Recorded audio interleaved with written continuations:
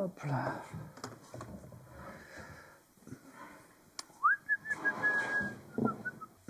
Tu utilises ce guide-là, toi, pour couper en largeur, ouais? Tu n'utilises jamais le guide parallèle? Ouais, c'est plus rapide. Hein. Ah, après, je retourne, j'ai juste... Le problème, c'est que ici, donc tu as un panneau, tu vois, regarde, ton panneau, tu vas vouloir le couper à 60,5 comme ça, d'accord? Donc, qu'est-ce que tu vas faire? Je suppose que tu vas te mettre comme ça, tu vas faire une ligne droite, puis tu vas le retourner. Voilà, déjà.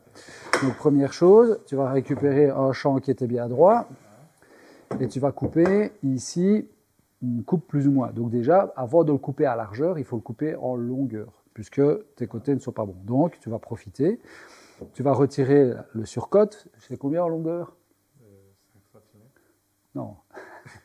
C'est combien la longueur totale de... 84,2. Bon, 84,2. Donc là, dans ce cas-ci, j'ai pas mes lunettes, donc je te laisserai faire. 84,2, d'accord? Donc tu vérifies. Donc, ton guide ici, il est sur la planche, donc d'office, tu es certain que... Voilà. Donc tu fais une première coupe. Tu as ta phase de référence, d'accord? Ensuite, tu as besoin de 84 ED. Elle est mise, tu as buté, et tu as une petite partie à prendre. Là, dans ce cas-là, tu retournes ta pièce en gardant ta phase de référence. Tu viens mettre ta coupe que tu viens de faire contre. Tu es coupé, tu es parfaitement parallèle. Okay. Celle-là, elle est d'équerre. Celle-là, elle est d'équerre. Ouais. Qu'est-ce qu'il te reste à faire? Le dernier côté. Donc, soit tu viens contre et tu te mets à 60, de fait. Soit tu retournes ta pièce, tu mets celui-là qui est bien droit et qui est déjà pile poil d'équerre. Tu utilises ton guide parallèle et tu coupes à 60,5. Mais ici, tu peux faire tout avec celui-là si tu veux. Ok? Mais tu dois toujours, évidemment, éliminer les parties qui ne sont pas droites. Ici, tu es sûr que tu étais bien droit puisque tous les côtés ont été dégauchis et rabotés. Donc, ok?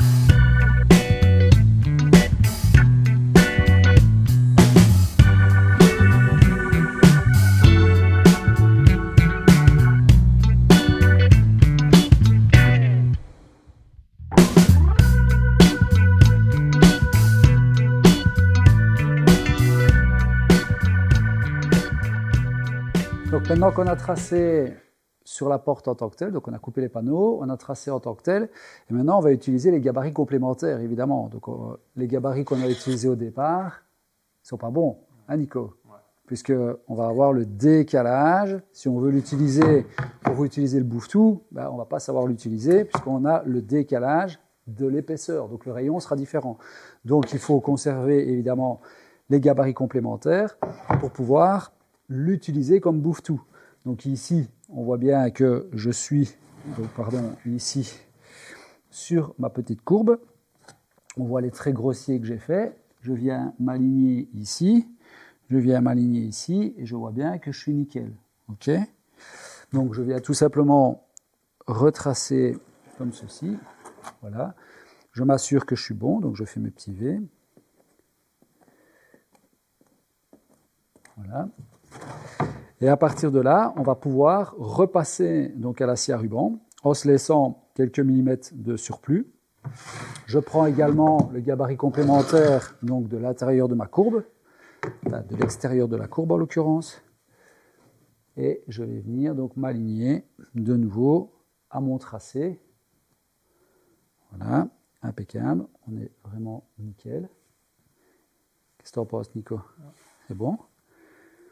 Voilà, on fait le tracé comme ceci, et du coup, je fais, hop, mes petits V. Voilà, et on va pouvoir reprendre donc à la scie à ruban en se laissant de 3 mm supplémentaires.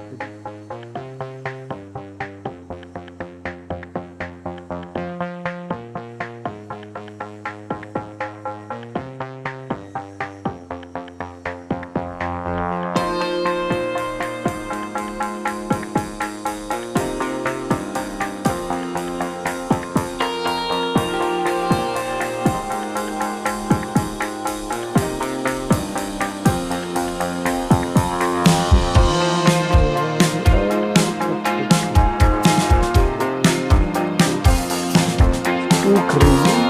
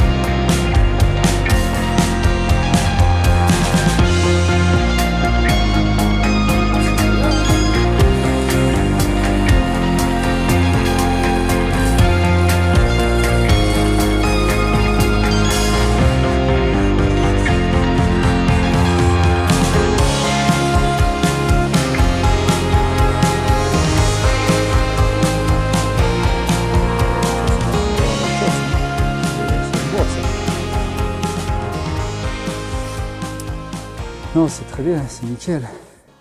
Alors aujourd'hui, donc, on va démonter donc, la porte avant de faire les plates-bandes. Comme ça, on va le coller.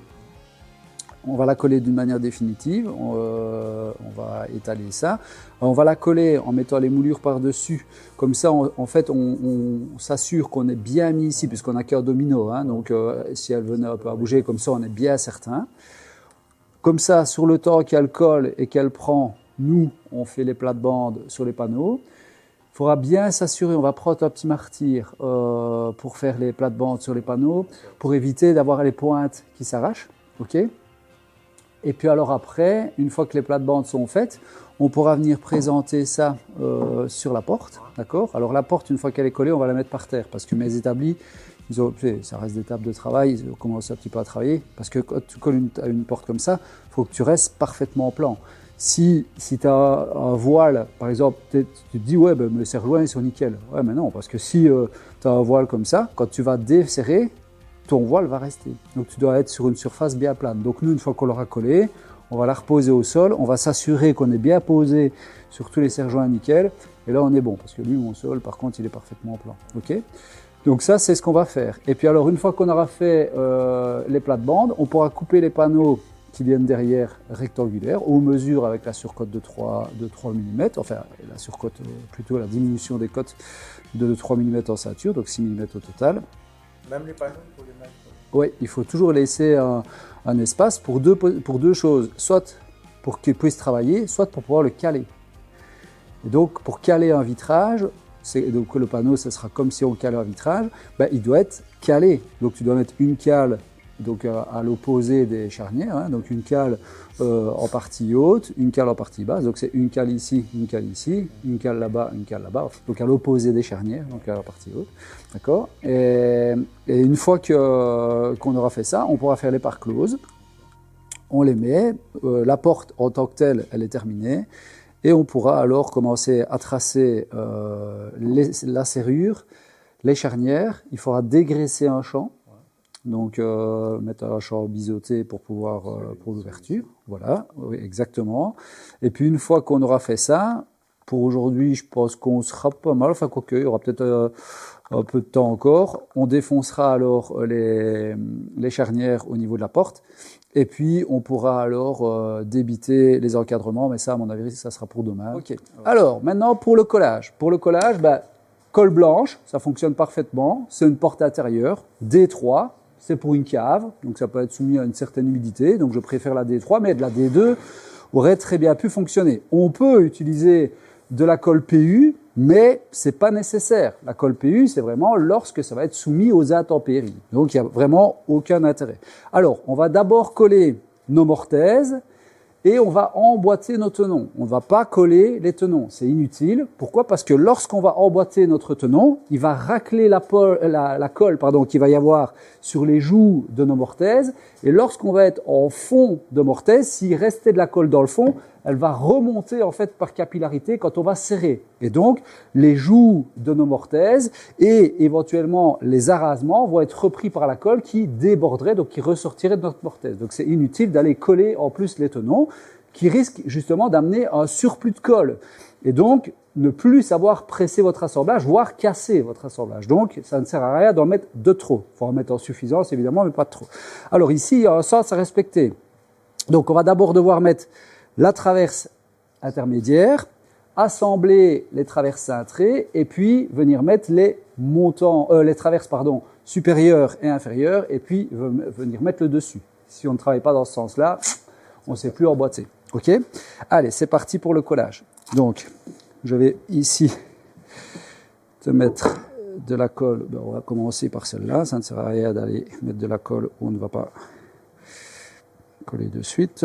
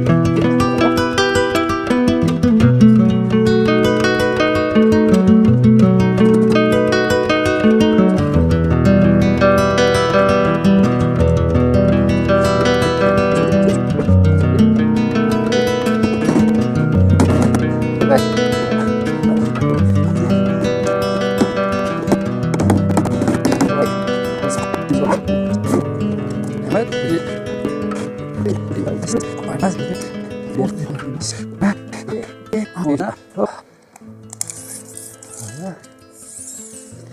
Donc, quel côté là-bas?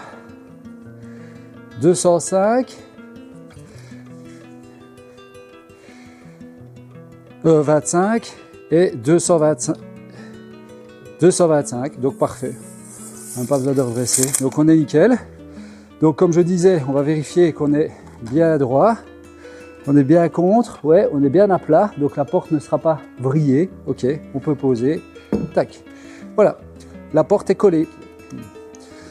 Alors, les panneaux à plate-bande. Donc ici, toujours penser, là on a une pièce qui est triangulaire, mais dans certains cas, tu as des pièces qui sont plutôt rectangulaires.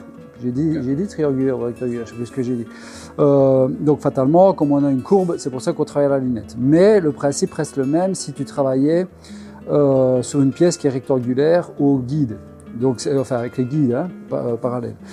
On va toujours commencer par un côté à travers fil. Comme ça, tu vas passer, tu vas arracher le fil en sortie. C'est pas grave puisque on va repasser de l'autre côté et quand on va faire notre passe, on va récupérer les arrachements en fait, d'accord? Puis donc tu viens toujours le même principe à la tangente, tu fais ton passage comme ceci, tu ressors. Délicat pour la pointe, puisqu'on a vu. Si même on veut, on peut mettre un petit martyr derrière pour éviter d'avoir un arrachement sur la pointe, en tout cas que la pointe ne casse. Et puis après, tu viendras finir donc ici, contre, doucement, et faire ton passage en étant chaque fois contre la lunette. Okay, donc on reprend ici 2 mm par 2 mm, justement pour éviter d'avoir des arrachements.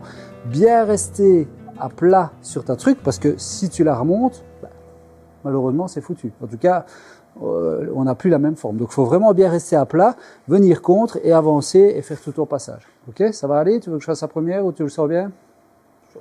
Allez.